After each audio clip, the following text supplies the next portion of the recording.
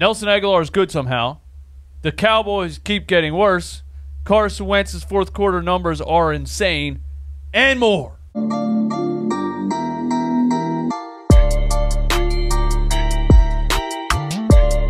What is up, guys? DJ Eastwood here, running back, home of the most brutally honest Philly sports takes on YouTube. Some people don't like it, but it's because some people don't like the truth. Hit the like button if you like the truth. Hit the dislike button if you like lying to yourself. Hit the subscribe button if you're new. I give you these podcast episodes every single day for free. On my subscription. So last night, no Eagles game. You know the drill. They played on Thursday, so I'm watching NFL Red Zone. And I'm scrolling Twitter and all these kind of things, and I start to notice some Nelson Aguilar talk. And I'm like, what the hell is going on? So I go on YouTube, and this guy's out here making catches like a first-round draft pick. Only in Philadelphia. Like, this is just so insane. We should have predicted this. As soon as he leaves, he's going to become a good wide receiver. It's unbelievable. Look, man, let's watch the two catches he made yesterday that he would have never made in a Philadelphia Eagles uniform. Here we go. The right leg injury. Lofting it up there. What a reach by Aguilar for the touchdown. Absolute snag, bro. Are you kidding me?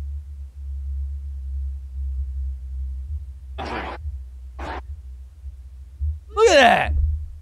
He would have dropped that ball 10 times out of 10 in a Philadelphia Eagles uniform. Ridiculous. Leg injury. Lofting it up there. What a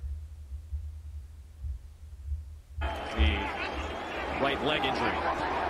Lofting it up there. Ridiculous. I mean, he snags it, bro. He never. 2017, he had some plays like that, which, by the way, what are the odds? All of these players were better in 2017, and somebody very important left the franchise, and they've never been good since. What are the odds? Let's watch the other one. When I started Cobra Kai, after the lack of control over my business made me a Gordon little Ramsay intense. lookalike But here. now QuickBooks helps me get paid, manage cash flow, and run payroll. And now I'm back on top with Koala Kai. Save over 30 hours a month with Intuit QuickBooks. penalty-free game last week for Tampa Bay. Back-to-back costly penalties here. And now Carr has Aguilar. It's caught inside the 5. Needed one for. Just ridiculous, man. He left Philly and suddenly learned how to track a ball. Oh, a little double move here by Aguilar. Watch him go inside fake. Oh, look at that. Look, come on. He's even a good route runner now. Look at this route. Bam, bam. Come on, bro. He goes to the corner and that's a first round wide receiver right there. Look at that. Look at that. So check it out. The Dallas Cowboys lose to the Washington football team 25-3, and man, it just keeps getting uglier for this Dallas Cowboys team. And it actually starts to look better for the Washington football team. I was going to go on a rant, on a tirade about how the Eagles are going to win the division, are going to walk into the playoffs, but now the Washington football team with Kyle Allen's kind of making me a little nervous. But Andy Daulton gets ass blasted, popped in the face as he's sliding to the ground. Absolute cheap shot. Player that hit him was ejected, but Andy Daulton finishes 9 for 19 for 75 yards, an interception, and 3 sacks. The Dallas Cowboys are injury prone now. Dak Prescott goes down. Horrible, gruesome ankle injury. Andy Daulton gets blasted in the face. Player gets kicked out. Now they're on their third quarterback. Now, I just want to say, last year when Carson Wentz got cheap shotted in the playoffs, nobody seemed to feel bad for him. Nobody seemed to feel bad. Everybody seemed to be laughing at him. You understand? Even Max Kellerman on ESPN was saying that Carson Wentz is injury prone. As other people are like, how are you injury prone by getting hit in the back of the helmet? What are you saying? His head is not as strong as other people's heads? That doesn't make any sense. I just want to say, nobody seemed to feel bad for him. It was all jokes. Now the Cowboys quarterbacks get cheap shotted. The Cowboys quarterback gets popped in the helmet, sliding to the ground. And there's a sad parade. There's a pity party in a ballroom on the 52nd floor of the White House or something. Like it's the biggest pity party ever. It was a cheap shot. But you talked all that stuff about Carson Wentz being injury prone. I would like the same energy. Now, listen, I also want to say this. Andy Daulton was sliding to the ground. It was during the play. He got popped in the helmet. Flags on the field, player gets ejected. Carson Wentz goes to the ground, is on the ground, gets speared in the back of the helmet. No flags and no ejection. I just want to throw that out there. But, I do feel bad for Andy Daulton. That is a cheap shot. When a player's giving himself up, there's no reason for a defender to attack him on the ground like that. It's just ridiculous. He'll get a suspension. I mean, it's just a really stupid, bonehead play by a defender. But anyway, the division looks like this. The Eagles are 2-4-1. The Cowboys are 2-5. And the Washington football team are 2-5. And I want to say this. Don't sleep on the Washington football team with Kyle Allen. Because when they made us look stupid in week 1, it was because of their defensive line. Their defensive line in this game had 6 sacks for 55 yards of losses. They had 8 sacks against us week 1, I believe. That is a very good defensive line. Their weakness, and they got weapons too. Running back went for 20 carries for 163 yards and a touchdown. Now it's against Dallas' defense, I know that. But they got weapons too. Terry McLaurin, 7 catches, 120 yards. Their weakness was quarterback still. It was Dwayne Haskins. It was. Now they bring Kyle Allen in. Dude goes 15 for 25, 194 yards and 2 touchdowns, 110 QB rating. The Washington football team might be scary. They make me a little bit nervous. I'm just throwing that out there. As far as winning this division, it is not a cakewalk yet. The Cowboys are out of here. Everybody knows that. Cowboys are way out of here, even with Andy Daulton. They're way out of here. Their defense is so bad. And their offensive line, our offensive line is bad. Their offensive line is putrid. Right? We were opening up a little bit of holes for Boston Scott last game. They can't open anything up for Ezekiel Elliott. Miles Sanders has more rushing yards than Ezekiel Elliott in this season in 2 less games. He actually has more than double. Miles Sanders has 434 yards in 5 games. Was on pace for a 1,500-yard season before he went down with that injury. Zeke has 204 yards in 6 games. Okay, one more game. Miles Sanders has double the amount of rushing yards as Ezekiel Elliott. And that is 100% attributed to the Dallas Cowboys offensive line. Mike McCarthy took over for Jason Garrett, and it's way worse? How funny is that? They ran Jason Garrett out of town. He was the worst coach ever. We got all the talent in the world. On paper, we should be a Super Bowl contender. It's only our coach. We bring in Mike McCarthy. Oh, we're going to win the Super Bowl. We're going to dominate the NFL. And they're horrible. Even with Dak Prescott, they were bad. I'm loving it. I'm loving every second of it. Let's move on. Desean Jackson has a fractured ankle. We already know that. He's out 6 to 8 weeks, which means a whole season. Don't bet on him coming back early. Don't bet on him coming back even close to 6 weeks. I don't think he's going to be back even close to 8 weeks. He's done. And it's sad. It was fun watching him when he was healthy. You know, he brings an element to this team. His speed and his ability to get open is still elite in the NFL. But he just cannot stay healthy. And it is what it is. Are the Philadelphia Eagles good at wide receiver? Because, you know, a lot of people, anytime a player's available, Twitter goes nuts. Why didn't Howie Roseman sign this guy? Why didn't Howie Roseman sign this guy? And I'm the biggest Howie Roseman hater there is. But it doesn't make sense. The Eagles have issues, serious issues. And it just so turns out the biggest issue right now is not the wide receiver position. I didn't think I'd be saying that this season, but it's not. Offensive line is a major issue. Linebacking core is a major issue. Anyway, people thought we should have went after Antonio Brown because who's looking at him? Tampa Bay Buccaneers are looking at him.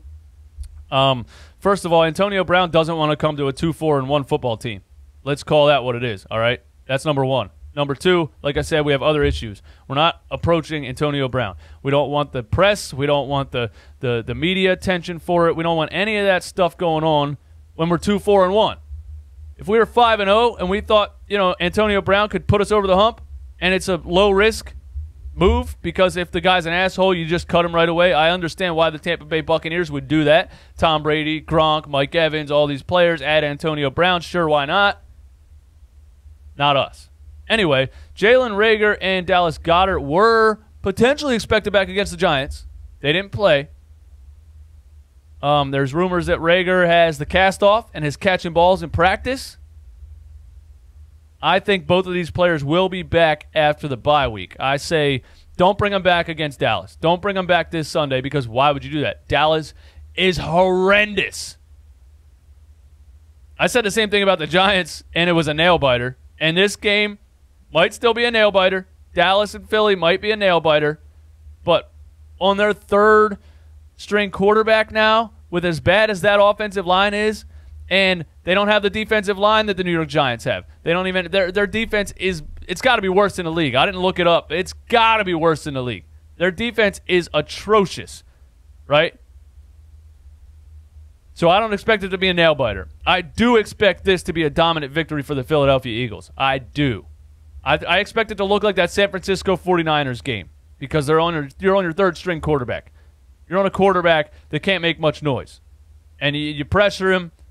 You make him make mistakes. Daniel Jones, not a bad quarterback. Not bad at all. The guy the Cowboys have right now, I think you pressure him, make him make mistakes. This should not be a close game. Don't bring these guys back against Dallas. That would be a waste. Might as well give them off that week. Let them get healthier. Then you got a bye week after that. Let them get even healthier. Then you bring them back after the bye week, and we got Jalen Reagor. We got Travis Fulgham. We got Greg Ward Jr. We got John Hightower. And we got Dallas Goedert. Again, did not think I'd be saying this. That is a damn good wide receiver core for what we came from. That's a damn good wide receiver core. It is. Carson Wentz's fourth quarter stats are insane, and I would like to talk about why. Why are they insane? Right? Carson Wentz has more fourth quarter touchdowns than all three other quarters combined. Carson Wentz leads the NFL in fourth quarter touchdown passes. Why is that? There's got to be a reason for that, right? Is he overthinking plays until the fourth quarter comes around, and then he just says, screw it, and starts bombing the ball down the field? Is it the fact that Travis Fulgham doesn't seem to be involved in the game until Wentz forces it? I don't know. Every touchdown this year has gone to a former practice squad receiver. The last time a receiver caught a touchdown that didn't come from the practice squad was J.J. Arcega-Whiteside last season, and let's be real, he probably should be on the practice squad.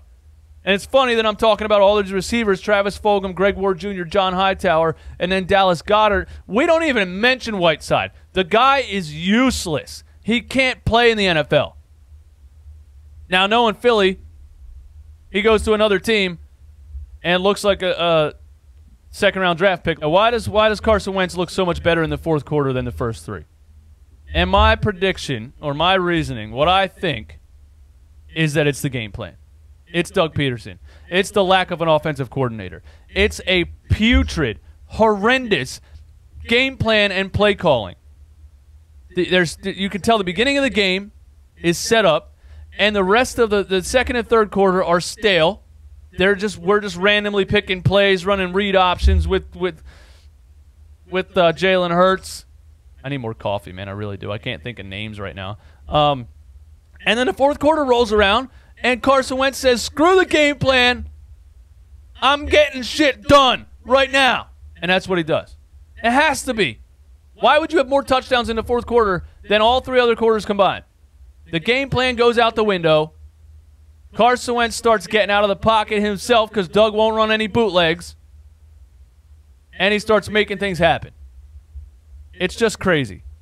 We need to get back to Carson Wentz checking his own plays, having audible packages, going to the line with three potential plays that he can run, read a defense, run his own play. Because when it comes down to the fourth quarter and he starts doing his own thing, he's top 5 in the NFL. Well, he's number 1 in the NFL in the fourth quarter.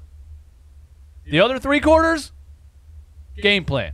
And he makes bad decisions for some reason, like the John Hightower interception. All right, last thing I want to say is the Eagles' offensive line. We could be getting some guys back soon. The Eagles' offensive line, and we've had 6 different offensive lines so far. We've played 10 different offensive linemen. We're currently missing Jack Driscoll, Brandon Brooks, Andre Dillard, Jason Peters, Lane Johnson, Isaac Samalo. Dillard is not coming back. Brandon Brooks is probably not coming back. We already know that. Jason Peters, do we really care? He's 38 years old. He's not good when he's on the field. You know, they moved him to left tackle, which was a horrendous decision. This guy can't defend defensive ends. Or come on, man. Why would you do that? So if Jason Peters comes back, maybe they move him back to right guard. Mailata stays at left tackle. Driscoll and Johnson could return. So maybe our offensive line gets a little bit healthier. Our wide receiver core looks a lot better with Jalen Reagor and Dallas Goedert. Our defensive line is top 5 in the NFL. We already know that. We have potential to turn this season around. It's crazy. I am the most negative Philadelphia fan you will meet, but I'm only negative when things are really bad. And people say, have faith, have faith, have faith. If I don't see a reason to have faith, I'm not going to have faith. If I don't see a reason to believe a team could turn something around, I'm not going to believe they're going to turn it around. You understand what I'm saying? But I'm seeing things from this team and the injuries and getting players back potentially that gives me a reason to believe they can turn it around. And with the Dallas Cowboys blowing ass and the Giants blowing ass and the Washington football team, let's just say they only looked good because they were playing Dallas, we can take this division and we can look a lot better toward the end of the season. Doug Peterson needs to be better at calling plays, or he needs to give it to somebody else. He needs to stop with the Jalen Hurts BS. He needs to let Wentz run the offense. The fourth quarter numbers prove it. This team can be a lot better after the bye week, after the Cowboys game. Let me know what you think in the comments, man. What do you think about us playing the Cowboys this Sunday? What do you think about how bad the Cowboys are? What do you think about Nelson Aguilar suddenly be a good wide receiver? Give me all your thoughts and opinions and predictions in the comments. My name is DJ Eastwood. This is Run It Back, home of the most brutally honest Philly sports takes on YouTube. Some people don't like it, but it's because some people don't like the truth. Hit the like button if you like the truth. Hit the dislike button if you like lying to yourself. And hit the red subscribe button if you're new. I give you these podcast episodes every single day for free. I want my subscription.